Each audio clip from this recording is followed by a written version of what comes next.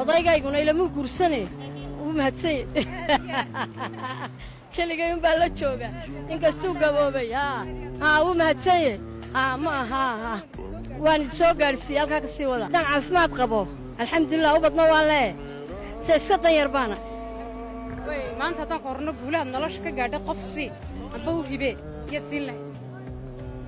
qof baan u hibayn lahaa dee awlaaddayda iyo odaygayga waan idin siinaya hagaaga waan idin soo koriyey inkastoona waxbarasho badan u dhigin oo wakhtigii qaxootigii aan imi oon iska dan yar ahaa waan se soo koriyey 60 jirkaana igu yar mana shaqeeyaan ilaahay camal ha siiyo irsiqna alla ha siiyo dalkooda iyo dadkoodana waxa u qabtaan anigana koobka caanaha ha iga adkaadaan odaygayguna ilama guursane uu mahadsan